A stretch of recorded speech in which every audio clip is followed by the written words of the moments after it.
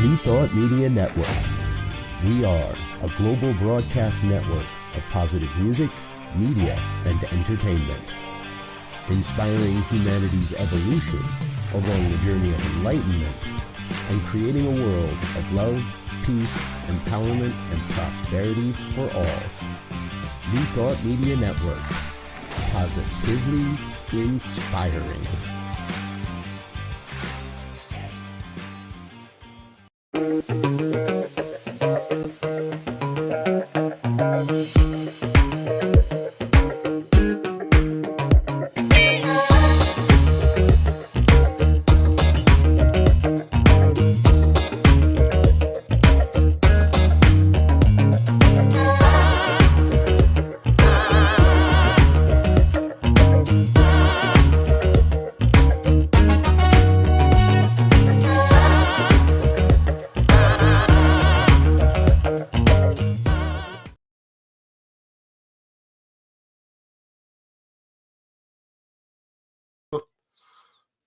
We're both still on mute. There we go. Good morning, dear ones. Good morning. Robert with you over here. Michelle Wadleigh here from New Jersey.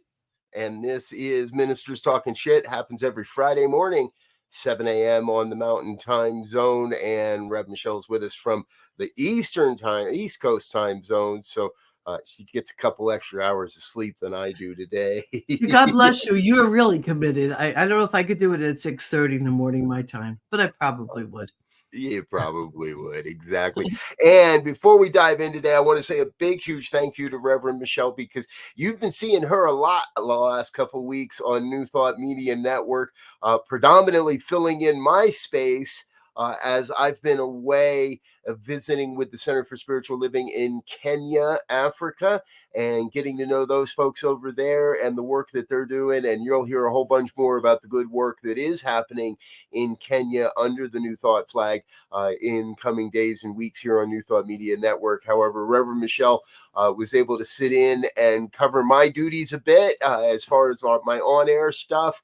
She was here with Rev Z on New Thought Today this past week. And we had a fun, lively conversation.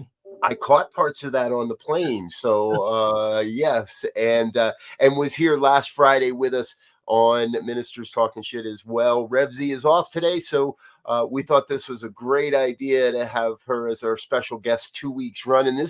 You're the first, Michelle. First time we've had the same special guest back to back. So well, I figured when you were skipping town, it was easy because you can just tap me on the shoulder for a yes. Which is, it's a good way for me to live. It's good. Taking chances and saying yes and then figuring it out once I'm there. So yeah, it was good to do. And even last week, I didn't realize this is basically a half-hour show, and I thought it was an hour. And we're in there, we're talking, and he goes, "Oh, we're over time." I went, "Oh," so it was fun. It was fun. We did have a lovely time. Good. So thank you. Thanks for the opportunity. Yeah. Good. And my cohort on Sunday night, I wasn't feeling well, and she did a solo show. My cohort and creative partner, Kathy Duca. So she, kudos to her for pulling that off on her own, and her first time. Yes, it's always interesting when your co-host can't make it to a show. We talked about not doing it, and then she said, "No, I can do it." I'm like, "Okay." I mean, it's not like the woman can't talk. Believe me, she can talk. We can talk for hours, but talking without feedback, that takes much more. Because I remember I used to feel the pressure of that on the Rev Jersey Girls show when we used to do it. So, good morning, Dana, and good morning, Wayne. I'm glad you guys are here. Absolutely. So, and before we jump in, let's do a quick plug. Reverend Michelle's Sunday night program is called Divine Interventions. It's a weekly psycho-spiritual approach to everyday happiness, and happens at 9 o'clock Eastern. Is that correct? Yes, 9 o'clock Eastern. We have so which much is great because now that I left my pulpit, the one thing I wasn't paying attention to is that when I was in the pulpit, it means I get up in the early morning and I work with my prayer partner, and then I go to work, and then, usually after a service, I like to come home and crash. Well, I couldn't crash. I couldn't get, I had to stay looking like something. I had to stay, up. So now I get to just be fresh at 9 o'clock at night, which will be fun. There we go. Beautiful. And I did want to add that one as well. Congratulations. After 22 years at the helm of Center for Spiritual Living North Jersey, Rev Michelle has retired from the pulpit. Now she's not retired from ministry. No. We know she's still got a lot of work left in her. However, she has retired from the pulpit. And, Yeah. as Spirit would have it, I was in Africa, and we did have some. Africa is not exactly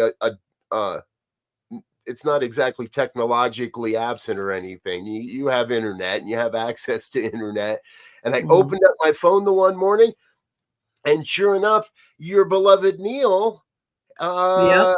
I don't want to say he took your job, but because we No, all know. but he's filling that space, and he's loved. He is, he's a very likable guy. By far, he has way more patience for many things than I do. And I think he's going to do a great job. We're offering an installation on March 3rd, which is also interesting because it's the day of my retirement party. So on that day, I'm installing him. We're honoring another minister, and a woman, Reverend Evelyn Bourne. Actually, he too. We never celebrated him at the center because all these things happened during COVID. Right. So many things, COVID. It's when I got my doctorate during then. He got his ministerial license then. Reverend Evelyn got her ministerial license from Ilana Vincent School. Don't remember what that's called. So we have all these things to celebrate, and now it's like, okay, I'm leaving. Let's do this. Let's install you and celebrate you. So it's going to be a wonderful day. Yes. All right. Amen. Amen. I just realized I need to see if I can hitchhike a ride to Jersey for the weekend. That would be so much fun. Now, however, we are here to talk about something a little more serious than just the coming and goings of ministers moving around from pulpit to pulpit. I had lost track when this story actually happened, when the story broke about Ethan Crumbley. And to catch everybody up, this is a school shooting story that happened in Michigan back in 2021.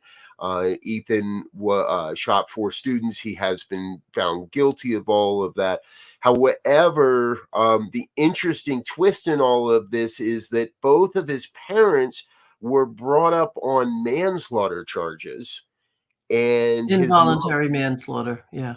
Yes, involuntary. And his mother was found guilty this past week and sentenced just a couple of days ago. I've been scrambling to catch up with the story a little bit. So, Rev Michelle, why don't you catch us up? Well, it's. I mean, you put it. You told it in a nutshell. That's what we're looking at. But the thing that has my attention is the implications of this, the ripple effect. And by no means am I here to say that I think it's right or wrong. I'm really not. But this is a fascinating new direction. I mean, this has not happened before, and so the ripple effect. I could get annoyed about one part of it. I'll go there in a minute, but the ripple effect of saying, or holding parents responsible is going. This is going to change things. This is going to change things. This is going to seriously change our parenting, our sense of responsibility. It's a wake-up call. It's a very serious wake-up call. And I just want to put the pinpoint. I want to put a pin in this. I'm also deeply concerned that we, the public, are going to get so caught up in this aspect of it that we don't stop to also talk about gun control and the NRA. And I always feel like I always feel that I have to be responsible. I have to say I grew up in a house of guns. My father, my brothers were hunters, marksmen. There was competitions. I shot a gun often as a young girl. It was what we did. Always responsibly, though. There was, always responsibly. So I don't say you shouldn't have guns, but come on. But back to Jennifer. I mean, if you saw the video of her face when even and in the face of her lawyer, they could not believe that it went in that direction. They were shocked. Some of the reports that I've read and I've seen indicate that, and again, all this is biased because of whoever's writing it, but that there was no remorse. There was no remorse from Jennifer in the fact that 4 people lost their lives, and in many ways, and I'll share my perspective, as a mother, as a parent, I find it tough to not know when my kid's having it's you can tell when your kid's having a hard time. You might not know what to say, you might not know what to do, you might be unclear on how to best help your child. You might not want to see your child go to a facility for a few days to get clean and in the head and clear, but we have clear indicators that this young man was suffering, was seeking help, was there's journal entries where he decried that his parents weren't helping him with his mental concerns. The day of the shooting, the notes in his notebook at school indicated that he was having suicidal ideations and crying out for help. I want to agree with you that I don't think it was involuntary. I don't think it was negligent of her to allow her son to understand gun culture or participate with guns. I think it was irresponsible to buy a 15-year-old their own gun. And the gun should be locked. It should be locked up. Right. It shouldn't be available. It shouldn't be out. Come on. But, I want to say, though, and you know what I do for a living. You know that I'm all about emotional health. So I'm always looking at what causes someone to be a certain way. What is the motivation? And for them to say that she didn't have any remorse, my guess is that her lawyer was probably telling her, I mean, if she was too empathetic, my guess is that would have just leaned her more toward, yes, I'm guilty. So I'm wondering how much of that was authentic and how much. Now, trust me, it looks like that. I looked at the boy, just looking at the boy, because when someone's not mentally well, their features change. There must be science about that. And so you could look at him and say, well, if I saw that boy in the street, I'd be saying, oh, I might not feel threatened by him, but I would look at him and say, oh, this child needs help. There's something up. But I as a mother, I can't imagine. The mother of 3 sons, especially, because I don't know if any girls have ever been. We ever had any girls that do any school shootings? There is one, yeah. I forget the story. And that young woman was killed in the incident. I do know that. And that was, I can't remember exactly when and where, but it was within the last year or so. I remember, I have 3 sons, and I had one son that was, I love him dearly, and I always call him interesting. That's my respectful word for some of his old behavior. And one time he came to his father and I, and he said, and he was 15, I want to go to Woodstock. It was the anniversary. We're like, oh, well, no, you're not going to Woodstock. Little did we know he had it all organized. He had already put everything in place. I don't even know how he got there, to be perfectly honest. And we're standing in the house and he's telling us, and we're saying, no, you're not. And in the middle of that chaos, he ran out of the house, jumped on his bike. And even though we went after him, we were not quick enough to find him. So I got really worried because I didn't know what was going on. And I called the cops and I said, I need you to help me find my son. I don't know where he is. Big mistake. So they did, but they didn't find him. And then they said, please call us when you come back. So I did. And what I didn't know is that they arrested him. They arrested him because he had run off. And what I learned early, that as a parent, and I did not this kind of stuff with Jennifer Crumbly, but as a parent, I'm responsible, and I'm responsible for making sure that I know where my child is. And had I not taken steps like that, they were going to lean on me. Now, of course, it's a completely different story, but I agree with you. I have always felt responsible as a parent. You know, it's my job. That's what we're doing. We're raising our children. Yep.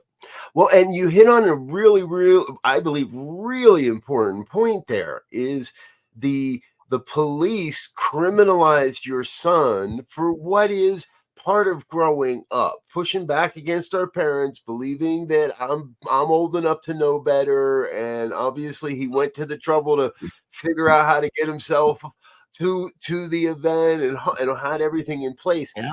That natural, well, okay, I'm doing it anyway. But to criminalize that behavior. So I can see how that, now I haven't seen any of that in the reporting. However, so as a parent, it would be equally tough to say, okay, let's just call the cops and put my kid into the criminal justice system, because that's a whole different ball game. And so were they protecting their son by not reporting him to authorities? Again, the distrust for the police, the way the police handle things these days, I don't know that I would call the cops on my kids for anything either, because that's a much longer road than if I can try to help my kid, or if I can get my kid, sit down with them with a counselor or someone outside of the law enforcement industry. Right. If there's any, by the way, if there's any parents listening in, if you have a question or make a comment about this, we'd love to hear from you. I see the banner is saying it, but I'd like to know how you feel. If you as a parent are, paying attention, what does that mean to you? How does that change your relationships? Now, of course, I mean, I guess the legal age is 18 where you're no longer responsible. Is that right? Correct. Yes. Unless they would, sometimes children will, what do you call it? They sign a paper that says they want to be an adult. Emancipate. Yeah, sometimes they'll emancipate early. So I guess that limits you. And you can emancipate, on my understanding at least, until you're 18. At 18, no. You can emancipate. No, you could do it sooner. They could do it like 16. And I guess it's the same everywhere. But no, that's the whole point of emancipation. It's saying, I don't want to wait till you decide that I'm old enough. And it's a very serious thing that that's a serious decision. But I don't know. I have compassion, and I'm horrified, and I'm relieved, because I think, okay, for decades, the internet has been saying parents have to be responsible. We have to be responsible. Well, this is going to cause quite the shakeup. Yeah. It's going to cause quite the shakeup. And I know it's not a direct corollary, but my parents bought me a car before I was an adult, when I was 16. And as much as they gave me great advice and really tried to keep me away from the whole concept of drinking and driving, as a 16, 17-year-old, you have a car. And in the age I grew up, it wasn't hard to get a beer. And were they negligent? I know people that crashed their cars and killed other kids, and we hear those stories all the time. So I understand, and I want to be very clear to anybody watching: guns and alcohol don't mix, and it's not a direct cars and alcohol don't mix. Yes, and it's not a direct corollary either. Right, right. So, alcohol in cars and gun violence aren't a direct corollary. However, we have now opened that slippery slope. Is every parent as good mannered or good intending or doing everything they possibly could? Let's take your son going to Woodstock. If he had gotten involved in something, and glad it didn't, but where someone died, could you then be held accountable for manslaughter because you didn't do enough to stop him? Because you Yeah. didn't do enough to get the keys away from them before they went out on a Friday night. It's a very slippery slope for parents and kids and teenagers. And, You know, you know, I keep saying kids. I want to be clear. Young adults, younger or not quite adults. Like right, they're right, not right. really an adult, but they have for the most part, the understanding of adultness, of adulthood. So, and Robert, I wonder too, where this is not about placing blame. It's going to sound like I am. I'm really having a question. It's really a curiosity. So, did the school not see the condition of this child? I'm calling him a child now because to me, Right. 15 is a child. Did they not see that? Like, and so where's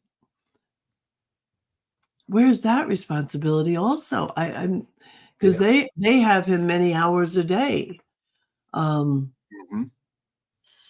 Well, and it was right. In this case, it was the school that called in the parents Right, to, right. and in this case, I mean, there was that's another part to me that hit me the most when this first happened is so the school found a notebook with violent writings and a gun and bullets.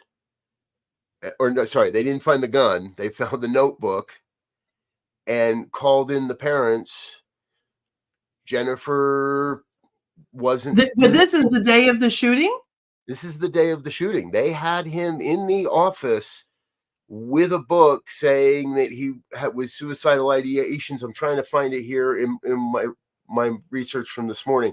And they let him go back to class. The mom said it was no big deal and didn't take him home. Didn't like, you're coming home and we're going to put that gun under, we're going to find the gun. So they didn't know he had the gun, but there was a problem with a teacher had saw over his shoulder some writings in his notebook. They called him into the office. They called in Jennifer. She kind of dismissed it all, and they let him go back to class.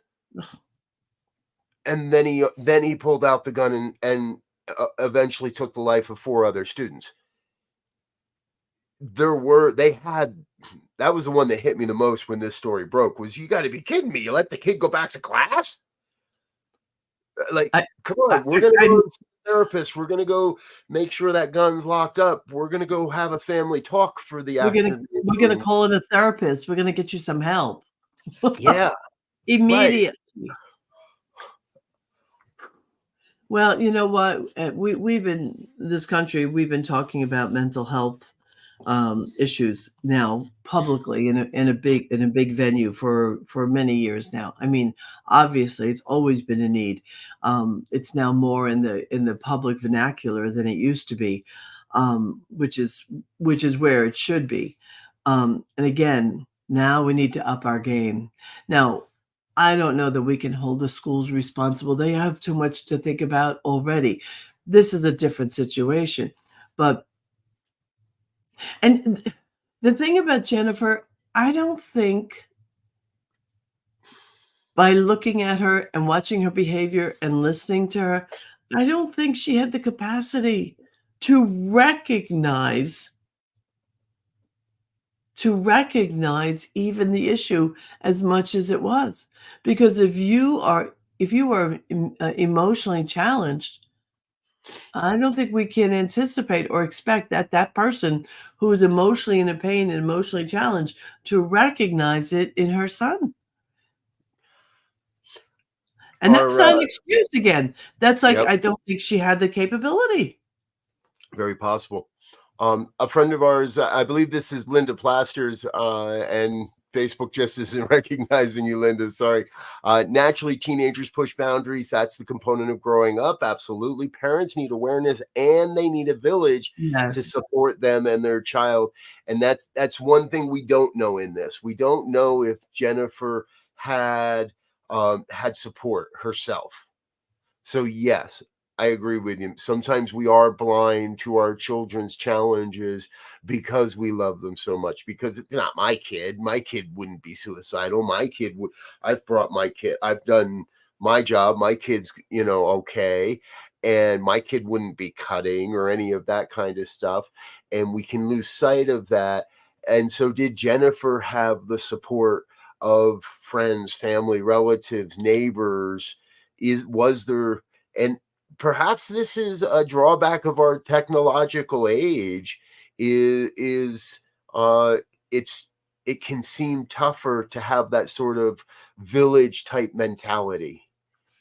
Well, Not my kid. I don't care what your kid's doing because it's not my kid, and I don't have the ability to reprimand your kid, or you're gonna shoot at me. So I'm just gonna keep my mouth shut and keep going. and call me old-fashioned, but we're way, way away from the day when neighbors really did not only look out for, but they would discipline a child. And I remember growing up, I remember thinking that, well, that's ridiculous. You're not going to take care of my child. But the fact is, back in the day when I thought that, I was wrong, you Right. know? And Yep. we it's the separation and the space that allows these kids to move through those spaces and to have these opportunities to do this stuff. I mean, parents, we've got to do better. We've got to do better. Yep. And My lock up those guns. Lock up the guns. Yes. Um, I knew as a kid that if one of my friend's parents saw us, my parents would know. Now, I also knew that they weren't allowed to hit me. Right, right. And that's not what we're advocating here. We're not advocating physical discipline of other people's children. At all. But, Right. we knew very well that if my friend's parents saw me doing something, whether I was with them or not, my folks would hear about it. My kids knew. And this is one of my places where I like to advocate for physical spiritual community, Yes, because yes. we brought our kids up in a healthy church environment where the parents of other kids in the same age range, everyone in our community knew that you have permission to stop my kid if they're doing something wrong. You have Right, my right. permission to sit them in the corner, to hold that, not physically again, but to keep them until you could get to me, to support them until we could get to a resolution, whatever it might be. I wonder how much of that is really still happening. And here's the thing, if we have instilled in our children natural sense of morals, natural sense of discipline, which is not an easy thing to instill in your child. And the school that my one son went to for 9 years, they were brilliant at it. They were brilliant. And I'm going to call out her name because she just she just published a book which talks about the philosophy of the school, and her name is Joanne White. And I learned from her a long time ago that instead of threatening your children, that the discipline should be immediate, without warning, and like meaningful. So what happens is you don't say to your child, if you do that again, no, no, no. They do something and you respond. And I'm saying respond, not react. They do something that's, outside of the rules, the limits, whatever. You respond immediately without warnings, not making them wrong, but you discipline them. And this way they can learn self-discipline. And this is how this turned out in my middle son, big boy, played football, had football friends. He never really brought them home, and I never understood why. And it wasn't until years later when I said to him, how come you're not in touch with those people anymore? He goes, Mom, they're a bunch of a-holes. You wouldn't even like them. I went, oh, son of a gun.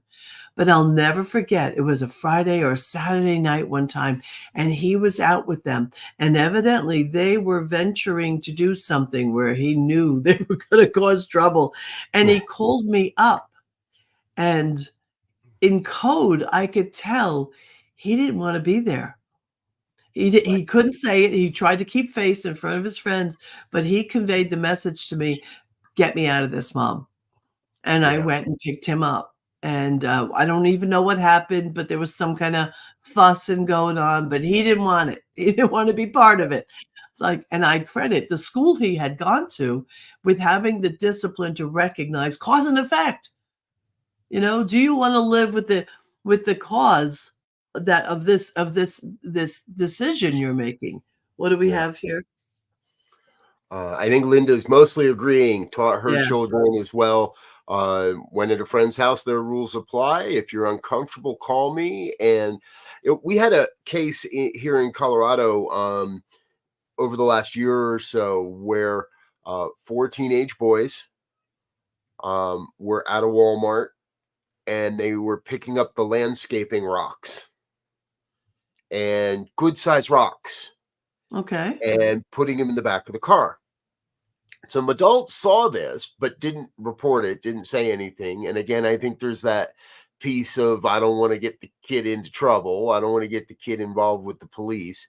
But they were spent the evening driving around the rural areas of Arvada, throwing rocks at cars while driving. Oh. One of those went through the windshield and killed a 19-year-old woman instantly while she was actually on the phone with some friends. And the only reason they found her that evening, because her car veered off into a very dark field and was far enough away from the road that the lights weren't reflecting. The only reason they found her is because the phone call dropped in the middle of a sentence and they were able to track her phone. Wow. 3 of those 4 boys are in jail for the rest of their lives for these incidents, because and it wasn't just one. There were multiple reports of vehicles damaged by flying rocks that night. What? It's the 4th boy that said no. It was the 4th boy that said, I don't want to be a part of this. It was the 4th boy that stepped away from the peer group, and I know how hard that can be. Oh, man. And went back into Walmart and called his folks, and his folks came and picked him up. That's how easy it is. Easy it is. And that young man is, I imagine, going to be an advocate and it affected his life and impacted his life. Yeah. But the other 3 have been found and have already been charged, have already been tried, and are spending the rest of their lives at age 17. Oh, Lord have mercy. This is the thing, parents. This is the thing. They don't know. They're stupid. They have blind spots. I think if we had a therapist in here or a psychiatrist or psychologist, they'd be able to tell us, talk about the brain. I know I've heard some things about, the development of the brain and the inability, especially with boys that develop later, the inability to have the cognition of some of their stuff. As a parent, we are saving our children from themselves. That's what we're doing. We're saving them from themselves. So too bad if they don't like what you do. Too bad if they don't think you're the best parent in the world. When they have children, they're going to thank you. When they have children, they will thank you. But before that, it's not your job to be liked. It's your job to keep your children safe and disciplined. And that's my opinion. And it's a hard job. And if you don't want that job, don't get pregnant. Exactly. Right? No, I'm with you. Absolutely. Right. I mean, there are some people who shouldn't be parents. Right. And if you're not ready, then take responsible steps and don't get pregnant. Right. male or on either side. Don't participate in a pregnancy, in getting someone pregnant, if you're not ready to take that responsibility. Right. Right. Yeah, I want to say Jon Stewart, who I've always been a huge fan of, Yeah. made his return to the Daily Show this past I'm Monday. thrilled. And I don't know if you got a chance to see the spot, but and it's on YouTube. Go check it out, folks, because his whole piece is around responsible gun ownership, responsible gun legislation, not taking people's guns away, but actual responsibility. And he made a great point. He said, back in the 80s, somebody threw a rock off of a highway overpass and killed someone. And now every bridge in America makes that impossible. Right. Those big. Every bridge has he called it a habit trail, but every bridge has that that protection. And in the 70s, one teenager drove under the back of a truck and died. And now every truck in this country has a protective bar down there to make Right. that not available. And we still are in a place as a country where we're not collectively willing to take a look at what is going to be necessary for responsible gun ownership. Well, until the politicians are not making money, until the lobbyists are not making money off of keeping the guns available, until that stops, Yeah. I think that's the dirtiest word in America, lobbyist. I wouldn't be embarrassed to be called a lobbyist. I know somebody who used to be a lobbyist, so I'm going to be careful here. That's fair. I know they have their role, but I don't want to get all worked up. Right on. There is room for protections against government overreach. Yes. I don't see lobbyists in that light myself. Maybe that's one of my places I can still grow a bit here, but ultimately, we're almost to that point, folks, where we're going to run out of time here shortly. So, I think that this story points us in a few different directions, and as every story we cover, it's multifaceted. There's so many things going on here, from the fear of the police system and the justice system, to personal responsibility, to at what point are we truly, can we say, I'm not really responsible for what my kid does? They're going to do it anyway. They're going to get a beer in their hand anyway. If I don't buy them the gun, they're going to find a gun somewhere. If I don't support them in learning how to manage these parts of their lives, there's somebody else is going to teach them. I've had parents say it, if I don't teach my kids how to smoke, who's going to? Somebody else on the street. All these different things that, at what point does that happen where parents truly are no longer responsible? There's no hard, fast answer in any of this. But what I do believe is, we have right here in the Science of Mind, we have right here in the New Thought movement, the tools that are necessary to figure out these questions. And because you see me on Facebook all the time, I am a ridiculously involved grandmother. My children, I drove them to school this morning, and my granddaughter, she wanted to watch America's Got Talent on YouTube. Well, I'm not going to let her watch YouTube unless she's in front of me, because what I know is that one video rolls off into another. I'm going to pay, and the truth is, I made them shut it off, because you didn't come to me for an hour to have screen time, Right. And I said to them, shut off the screens, talk to me, let's talk. So of course my 8-year-old grandson comes running in for a hug, because that's how he is. But we have to monitor what they're watching. We have to monitor all their screen time. If you're going to give your child a phone, give them a phone that's limited. Really seriously limit.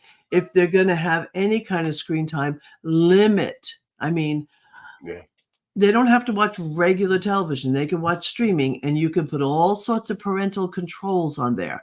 Talk to your children. Have dinner together around the table.